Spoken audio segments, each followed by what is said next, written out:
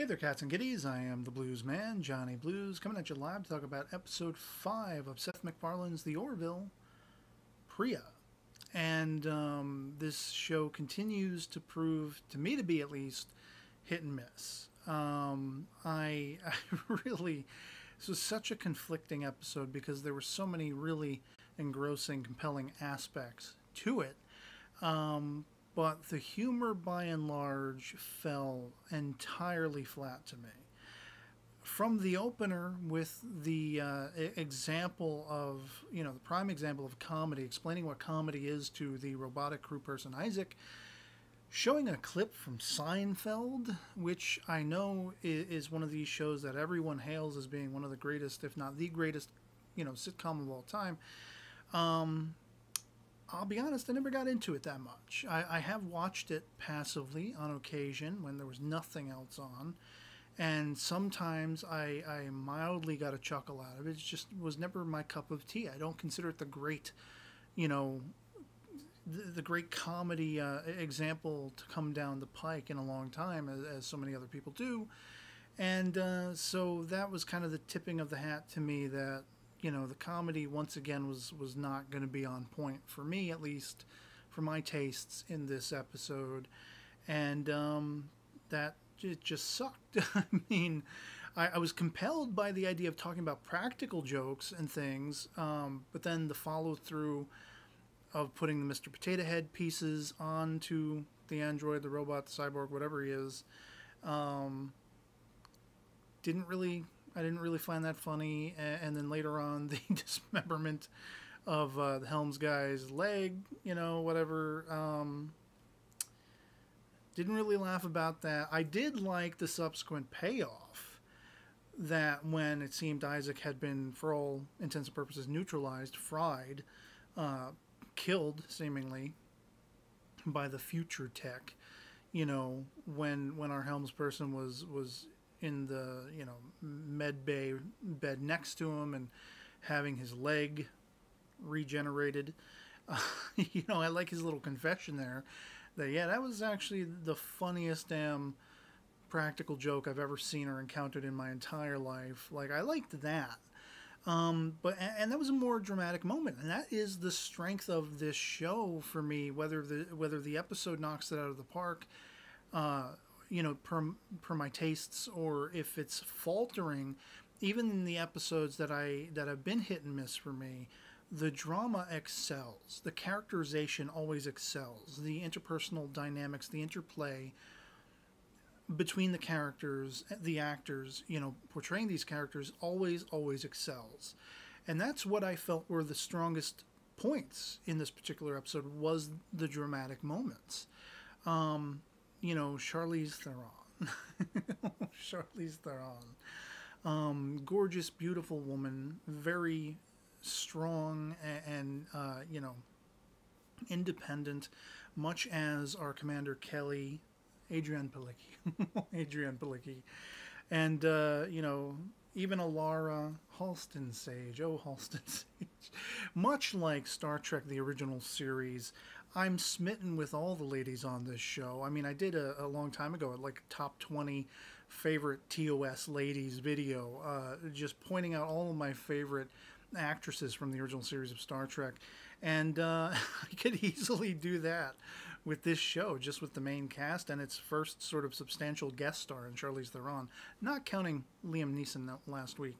But I was really intrigued by the time travel aspect. I didn't know if this was going to be a con or if it was actually truthful. And it seemed to be proved truthful with this wormhole going to I think she said 29th century.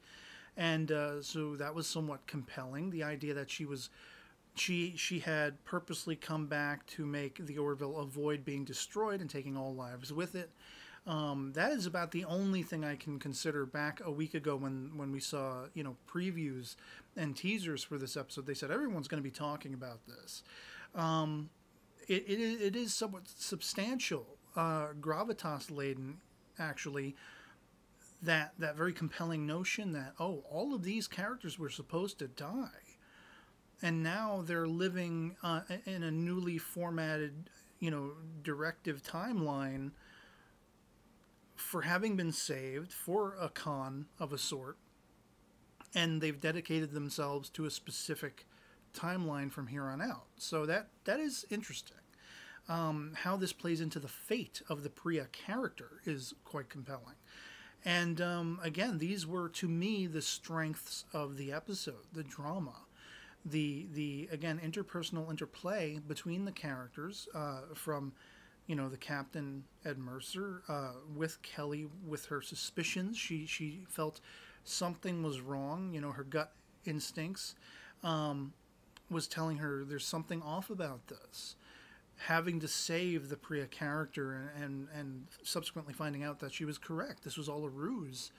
Even though she couldn't have possibly predicted how that would play out, she was still right. And even though she sort of broke the rules, going to Alara and saying, can we do anything? Is there anything we can do? Make up something, a story, as to go into her quarters and search it and see if there's anything suspicious. And of course they do find something. But Ed won't hear it. And I didn't know if there was some level of mind control, or if it was just he was genuinely smitten with the Pria character, which it's easy to see how he would be. But or if it was some kind of, again, mind control, manipulation, some kind of suggestion, post-hypnotic or otherwise.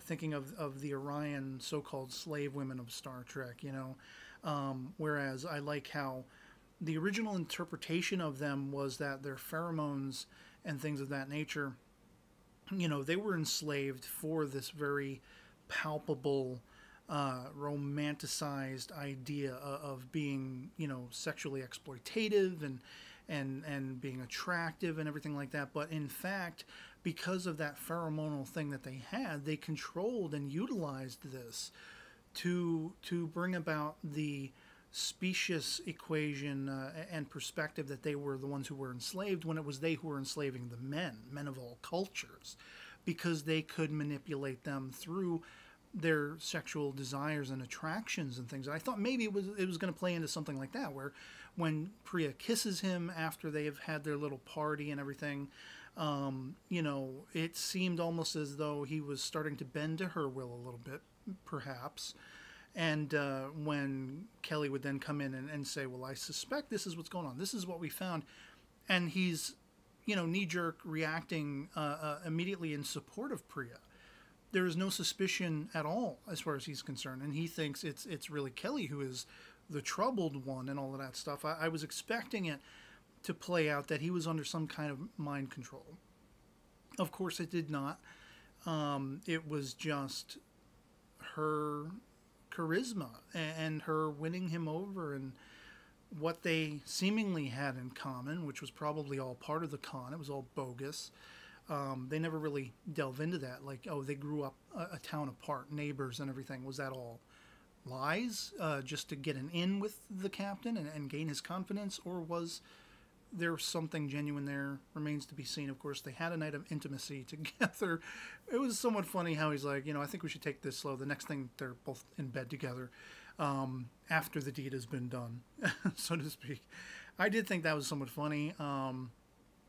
But, of course, again, the emotional interplay, the connectivity there, the very sort of humanistic quality of his revealing the fact that he hasn't been able to trust anybody. He hasn't sort of felt safe around anybody since being cheated on by Kelly until now. And Priya's reaction in that moment was very telling, I thought, because it immediately raised my suspicions that there's more going on. I didn't know what exactly.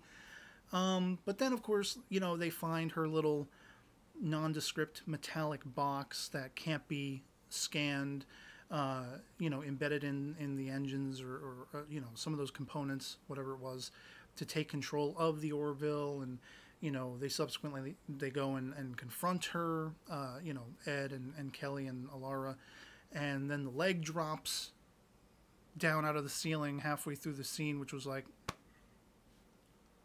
really?